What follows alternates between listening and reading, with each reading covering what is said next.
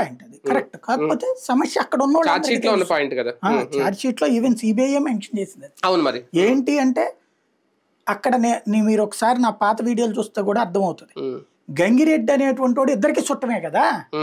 వాడేంటి అక్కడ అవినాష్ రెడ్డి వీళ్ళు ఆ శవాన్ని యువతలకి తీసుకొచ్చే టైం దాకా అది మర్డర్ అని ఎవరికి తెలియదు. అవినాష్ రెడ్డి కూడా తెలియదు. ఒక్క రాజశేఖర రెడ్డికి ఒక్కడికే తెలుసు. గంగిరెడ్డి వాళ్ళకి తెలుసు కదా. గంగిరెడ్డికి తెలుసు చేసిన వాడు. కానీ వీళ్ళు ఏం ప్లాన్ చేశారు, గబగబా ముందు తీసుకెళ్లి పడేసేస్తే తగలబెట్టేసేస్తే పని అయిపోతుందని భావించారు. అయితే అక్కడ చేసిన పొరపాటు ఏంటంటే అవినాష్ రెడ్డిని అక్కడికి పిలిపించడం వల్ల జరిగింది. అవినాష్ రెడ్డిని ఇరికించడం కోసం రాజశేఖర రెడ్డి పిలిపించడం వల్ల జరిగింది. లేకపోతే అది సహజ మరణం కింద తగలబెట్టేయడం కూడా అయిపోయేది. మనం నేరం దగ్గర ఎప్పుడూ కూడా మీకు విజయవాడలో దుర్గగుడి దొంగతనం కేసులో మొత్తం దొంగ కొన్ని వందల తీశారు ఫింగర్ ప్రింట్స్, ఎప్పుడు దొరకలా.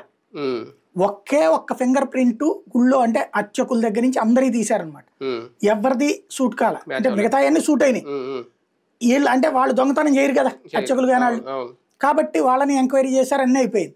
ఒక్క ఫింగర్ ప్రింట్ అసలు గుడి స్టాఫ్ కానీ వీళ్ళెవ్వరూ కాదు, పని మనుషులు కానీ వీళ్ళెవరు మ్యాచ్ కావట్లేదు. దాన్ని దేశవ్యాప్తంగా ఉన్నటువంటి నేషనల్ క్రైమ్ బ్యూరోకి పంపించారు. అది ఒరిస్సాలో ఉన్నటువంటి పోలీస్ స్టేషన్ వాళ్ళు ఇది మా దగ్గర దాంతో సూట్ అవుతోందని చెప్పి పంపించారు. అప్పుడు ఇక్కడ పోలీసులు అక్కడికి వెళ్ళారు పరిగెత్తుకుంటూ. అది దాదాపు 1-2 ఏళ్ల తర్వాత జరిగింది. వెళ్తే వాళ్ళు సాహు అనేవాడిదండి